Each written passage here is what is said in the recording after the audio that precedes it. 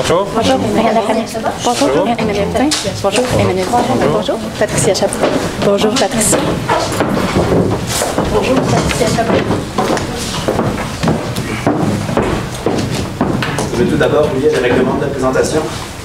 Donc, chaque équipe dispose de 20 minutes afin de présenter son cas au juge. J'afficherai un carton pour les 10, les 5, les 2 dernières minutes et les 30 dernières secondes de la présentation. Lors des 10 dernières secondes du discours, j'indiquerai à l'aide de mes deux mains le nombre de secondes restantes. Si vous n'avez pas terminé votre présentation après 20 minutes, elle se verra arrêtée afin de passer à la période de questions. Une période de questions d'une durée maximale de 5 minutes est allouée au jury à la fin de la présentation. Veuillez noter que vous ne pouvez en aucun temps dévoiler le nom ou la provenance de votre université. Je laisse maintenant les juges se nommer. Vous pourrez ensuite débuter votre présentation. Donc, Julie Pichette, directrice logistique chez Métro. Michel Turner, directeur principal ressources humaines chez Métro. Simon Bernier, directeur vente et logistique pour La Fernandière. Pascal Forget, professeur génie industriel à l'UQTR. Mathieu Budec, développement des concessions et opérations pour l'aéroport de Montréal. Dans le contexte de mondialisation actuelle, la gestion logistique devient un enjeu primordial pour les supermarchés.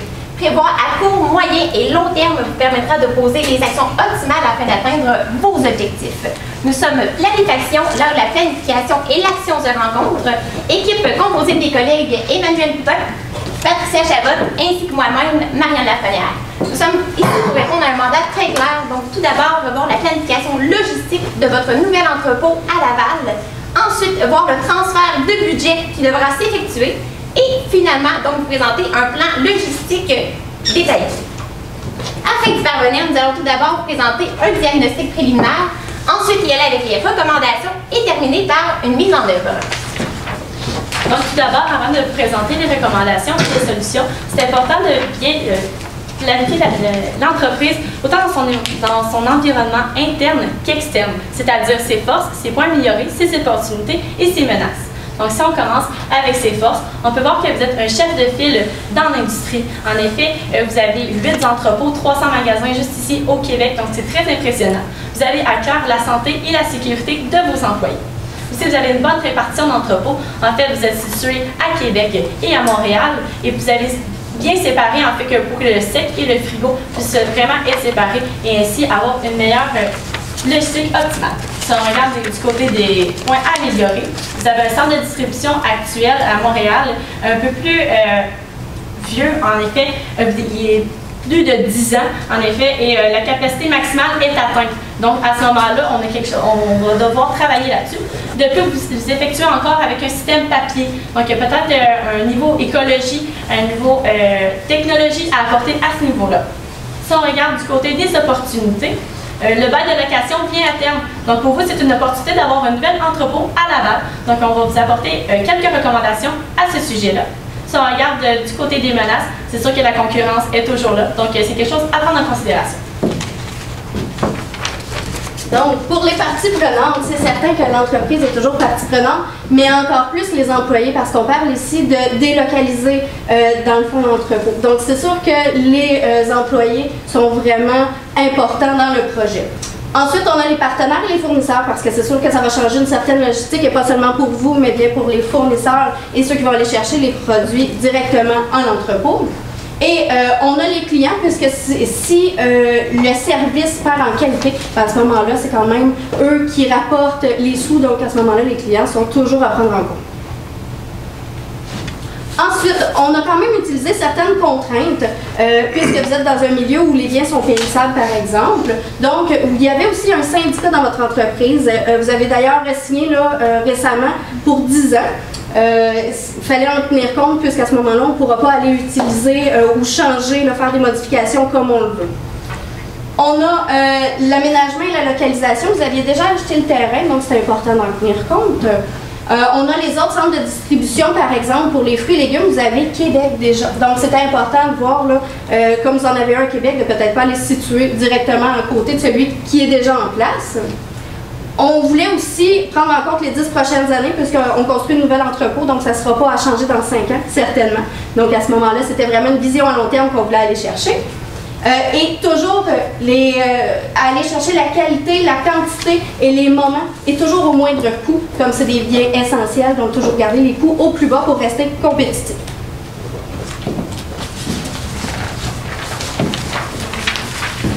Donc, l'aménagement qu'on vous propose, en fait, c'était peut-être quelque chose qui se rapprocherait plus du juste à temps. Puisque vous avez des éléments qui sont périssables dans cet entrepôt, c'est important de toujours les garder au frais, que ce soit quand ça arrive, que ce soit quand ça part. Donc, à ce moment-là, c'est pour ça qu'on a été avec quelque chose de plus linéaire qui va vous permettre justement d'avoir les denrées qui rentrent et qui sont toujours au frais du début à la fin. D'ailleurs, on a déjà parlé écologie. À ce moment-là, il y aurait aussi moyen de vous proposer, comme on construit un nouvel entrepôt, d'aller vous proposer quelque chose d'écologique en utilisant l'air froid de l'extérieur pour les frigos, comme c'est quand même là, des températures qui sont assez basses pour les aliments. Comme vous pouvez voir, comme ma collègue va l'expliquer aussi, on agrandit, c'est bien sûr, parce que vous êtes déjà à capacité maximale. Donc, il faut aller chercher plus grand. Et on agrandit un petit peu tout en même temps, donc pour ce qui est de l'équipement de la marchandise, de la réception de la marchandise et les quais. Donc, bureau, si vous aviez remarqué, on ne les avait pas mis au premier. À ce moment-là, pour gagner de l'espace, parce que c'est quand même un terrain qui est déjà défini à Laval, on utiliserait un deuxième étage pour pouvoir aller chercher de l'espace pour les bureaux et tout ce qui est administratif. Donc, vous avez compris, un mandat complémentaire soit déterminer le nombre de chambres à bananes nécessaires. Afin de parvenir, on a utilisé donc votre prévision d'augmentation de 2 par année pendant les 10 années. Donc, vous désirez conserver l'entrepôt. On a conservé vraiment ce 2 %-là qu'on trouve très réaliste, compte tenu du fait qu'actuellement, vous désirez vraiment miser sur les fruits et légumes, donc des produits qui ne sont pas transformés, qui est votre nouvelle campagne publicitaire. Donc, on considère que le 2 % était vraiment une application vraiment juste. Donc, on l'a appliqué à vos ventes hebdomadaires selon les données que vous nous avez fournies, donc 17 964 qu'on a appliqué donc 2 % à chaque année pendant 10 ans, ce qui nous donne donc un total de 21 898 caisses donc de façon hebdomadaire qui vont circuler dans l'entrepôt. Par la suite, donc 48 palettes sont nécessaires, donc ce qui nous donne un total de 456. Donc, 456 divisé par 21, qui est le nombre de palettes qui peuvent rentrer dans une chambre, ce qui nous donne donc un total de 22 chambres nécessaires. Donc, on vous conseille d'y aller vraiment donc, avec l'achat de 22 chambres ou le déplacement de ceux que vous avez actuellement vers le nouvel entrepôt. Mais c'est vraiment 22 qui sera nécessaire pour l'entrepôt selon vos prévisions. Vous allez voir un petit peu plus tard, on va rajouter le 4 % donc, de produits selon nos calculs, puisque les calculs qu'on va vous présenter pour le calcul de la superficie est vraiment calculé en fonction du 2 % d'augmentation prévue. Et par la suite, on va venir augmenter de 4 %, puisqu'on ne sait pas si les produits, comment ça va être réparti. Est-ce que le 4 % va être des produits laitiers, des fruits et légumes? On ne sait pas la répartition. Donc, raison pour laquelle on va attendre pour ajouter le 4 % d'augmentation. Puis on va y aller pour le moment avec 2 %. Donc, si on va à la diapositive suivante, le calcul des produits laitiers. Donc, on est vraiment allé par zone, puisque c'est vraiment des zones différentes et que les espaces nécessaires sont différents aussi. Donc, actuellement, vous avez une grandeur de 25 000 pieds carrés. Afin de calculer la nouvelle grandeur nécessaire, on a calculé le nombre de pieds cubes nécessaires. Puis ensuite, on a simplement fait une règle de 3 afin de déterminer la nouvelle superficie en pieds carrés nécessaires. Donc, pieds cubes actuels, 111 000. Selon l'augmentation de 2 %, on aurait besoin donc de 215 000 pieds cubes. Donc, avec la règle de 3, ce qui nous donne 48 000 pieds carrés nécessaires donc, pour vraiment la zone produits laitiers. On va procéder de la même façon pour vos autres zones. Donc, si on regarde bananes et tomates, donc le même principe a été attribué. Donc, ce qui nous donne donc un total de 15 609 pieds carrés qui seront nécessaires pour cette zone. J'ai toujours à préciser que le 4 % va être ajouté par la suite, donc de façon proportionnelle et de façon donc linéaire selon les zones. Par la suite, patates et poches, donc toujours le même principe, ce qui nous donne un total de 18 000 pieds carrés qui seront nécessaires. Par la suite, agrumes et pommes. Donc, vous allez voir à la dernière diapositive, on voit vraiment l'ajout de toutes les sections. Donc, si on peut aller à la prochaine diapositive, donc là, on va voir donc, toutes les superficies nécessaires. Donc, superficie actuelle, superficie nécessaire, ce qui nous donne donc un total de 182 676 de superficie qui sera nécessaire pour votre nouvel entrepôt selon l'augmentation de 2 %. Par la suite, on va voir comment on va appliquer le 4 % donc, de produits additionnels. Donc, on n'a pas malheureusement le PowerPoint final, mais on n'a pas le bon en fait.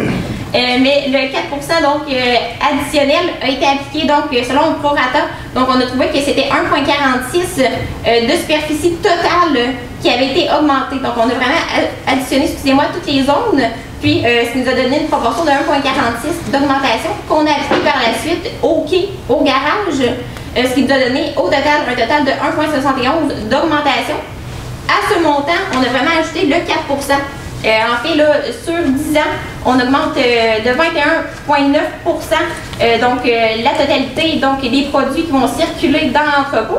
On a acheté le 4 donc 25,9 qu'on a additionné au ratio donc de 1,71, ce qui nous a permis donc, de calculer la superficie finale, qui malheureusement n'est pas sur le PowerPoint, mais qui a été calculée. Donc, on a vraiment une superficie là, à vous proposer. Pour ce qui est des équipements, en fait, on va y aller comme on la voit, comme on vous expliquait, c'est pas tout à fait le bon. Mais pour les équipements, vous aviez déjà des équipements qui étaient encore bons. Donc, on disait que pour ce qui est là, des installations à votre entrepôt actuel, c'est plus d'actualité. Par contre, pour les équipements, on pouvait les réutiliser.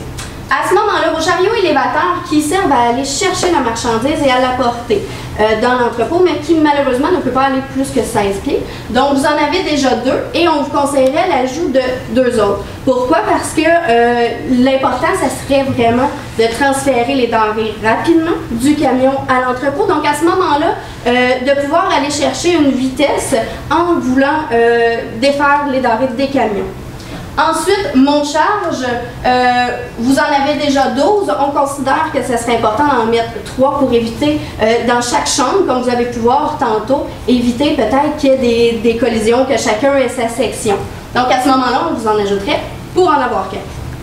Ensuite, on a les transpalettes simples, donc vous disiez pas en avoir de double, mais on a quand même 47 simples qui permettent de reprendre les denrées et d'aller les porter dans les camions de distribution.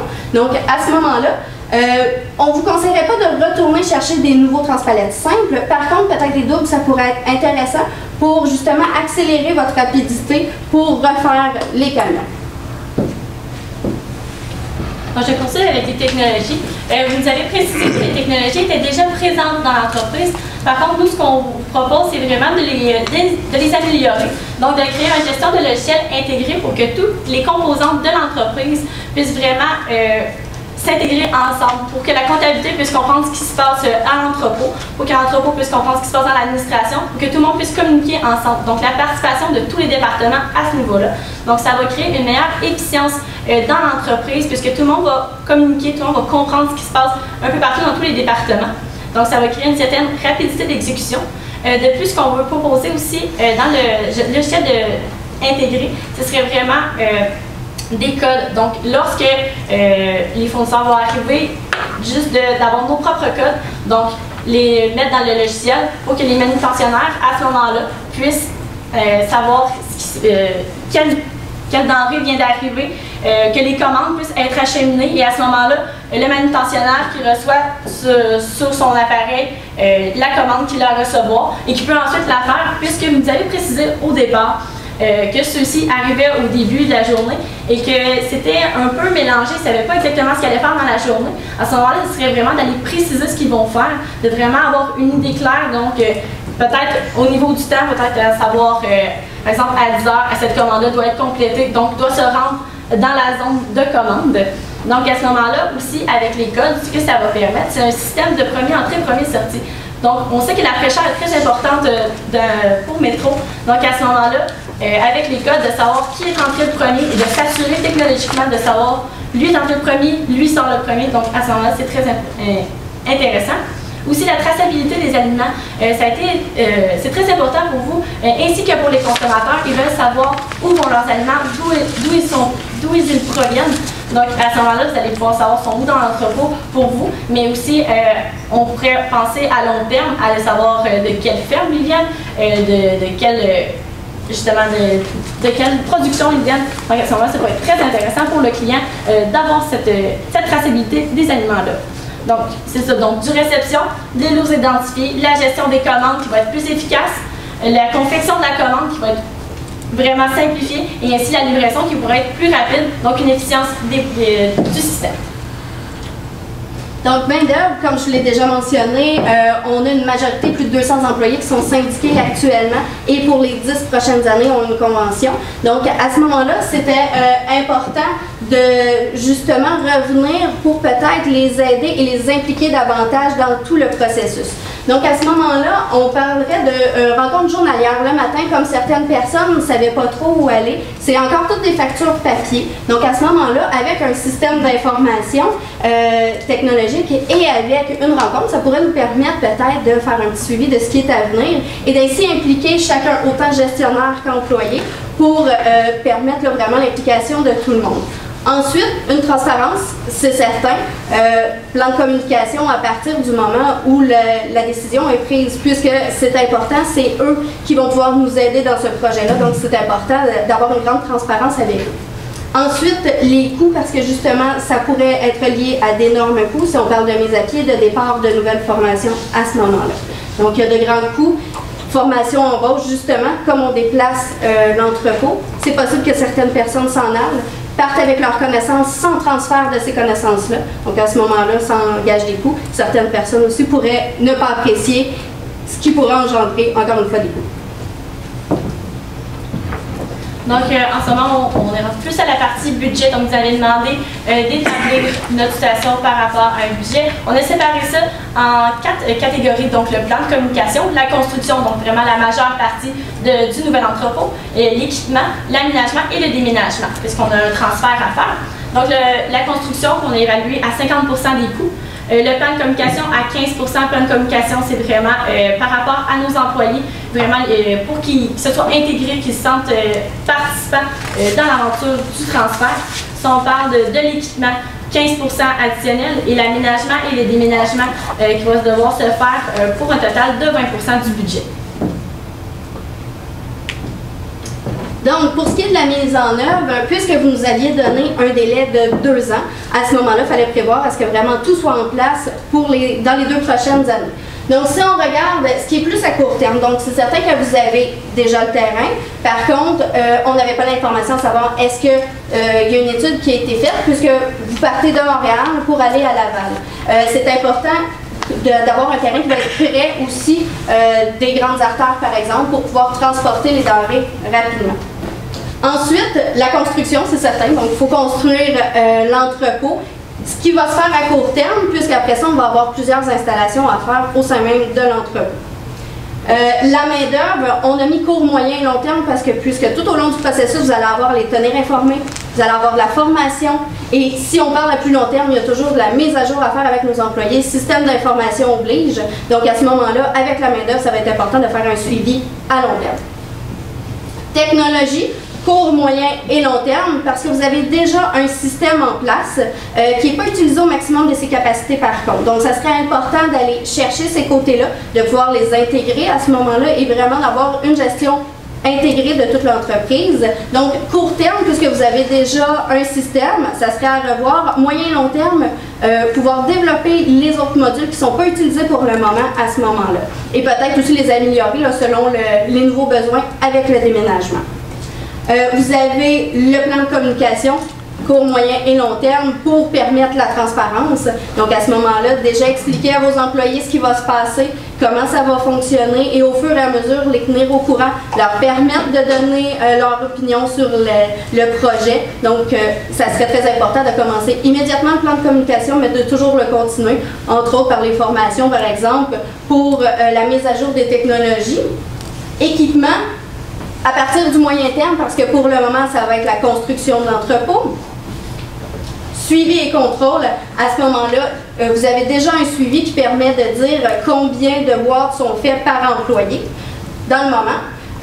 Donc, avec les nouveaux systèmes, avec la nouvelle entrepôt, ça va être important de refaire ces suivis-là et de pouvoir à ce moment-là voir à accélérer le processus si c'est possible et à aller chercher justement les endroits où il serait possible d'améliorer le temps, par exemple. Donc, on a le suivi et contrôle de ça, mais aussi le suivi et contrôle de vos aliments, par exemple. Donc, à vérifier qu'il y a toujours un bon roulement. On parle de denrées périssables, donc c'est très important d'avoir le roulement et de ne pas avoir des produits qui restent là, sur la tablette longtemps. Donc, en bref, on en répond au mandat qui était de voir à la bâtisse aux technologies, au RH, à l'équipement, au budget et à la mise en œuvre. Tout ça en prenant en compte vos parties prenantes et surtout vos valeurs, puisque actuellement vous prenez beaucoup tout ce qui est sain, la saine alimentation par exemple, et vous avez des ressources humaines dont vous tenez compte énormément. Donc c'est important pour nous d'en tenir compte et vous avez maintenant nos recommandations. Nous sommes Planifaction et prêts à répondre à vos questions.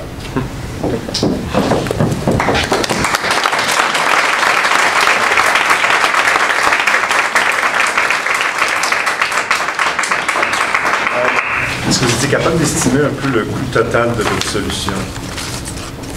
Oui.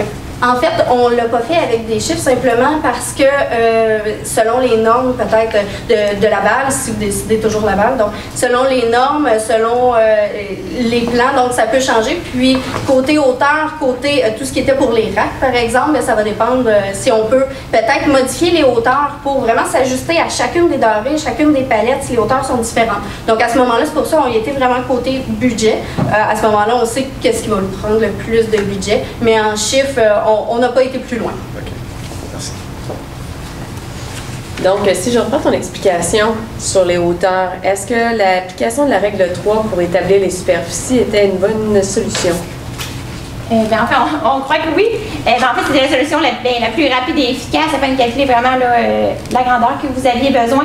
La règle de 3, je crois, est vraiment la solution qui était à prendre puisque on l'a vraiment fait en fonction du cube carré, en fait, en cube en fait, que vous aviez besoin.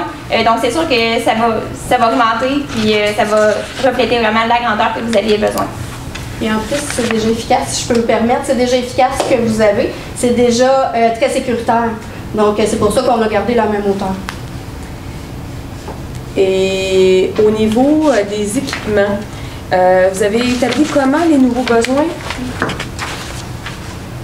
Vous êtes arrivé avec, par exemple, la façon de calculer, c'est ce que je cherche à savoir, la formule qui vous a permis d'établir que, par exemple, on aurait besoin de 3 monts de charge additionnels. OK. En fait, on n'y a pas été avec des formules précises, une approximation. C'était surtout aussi dans la logique si on parle de linéaire, si vous avez trop de machinerie, il va arriver des pépins. Ça, c'est officiel, il va y avoir des personnes qui vont arriver face à face.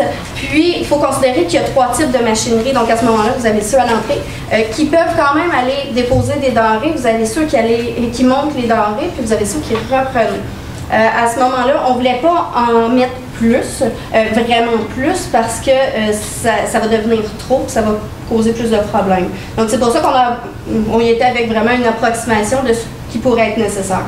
Depuis, ce qu'on a vraiment tenté de faire, c'est de ne pas le mettre à court terme, l'achat d'équipement, de vraiment le mettre à moyen terme. Du fait que vu qu'on l'a fait par estimation, on va prendre le temps de vraiment aménager. Par la suite, avec la quantité qui va augmenter, donc le 2% de vente, le 4% des nouveaux produits qui vont arriver. Donc, on veut vraiment y aller graduellement. Ça, c'est vraiment des estimations pour le moyen. Le long terme, ça serait à revoir avec les données qu'on va avoir dans le temps. Justement, par rapport à ce point-là, à ton point, vous avez mentionné que vous avez pris le 2% d'augmentation des ventes, que vous avez jugé tout à fait raisonnable, puis vous avez dit que vous alliez reconsidérer le 4%. Où est arrivé le 4%? Oui, enfin, on l'a ajouté vraiment à la fin. On a pu voir l'augmentation pour chaque zone. OK, puis après ça, vous avez rajouté 4%. Oui, on a ajouté, en fait, on a additionné toutes les zones, parce que les zones n'ont pas augmenté de façon similaire, en fait. Donc, on a vraiment fait une augmentation globale de toutes les zones. Puis ensuite, on a acheté le 4%. Donc, à cette augmentation-là, en fait, avec le ratio que ça nous a donné, donc on l'a ajouté à cette façon-là, puisque le 4%, on ne sait pas si ça va être peut-être un 3% qui va être attribuable aux fruits et légumes et 1% aux produits laitiers. Donc, puisqu'on ne savait pas, on a préféré donc vraiment y aller de façon proportionnelle et de suivre vraiment la tendance d'augmentation du 2%. OK. Non, mais en fait, c'est juste une question. Comme vous avez remarqué, il y avait également un centre de distribution à Québec. Est-ce que vous l'avez considéré en cours d'analyse?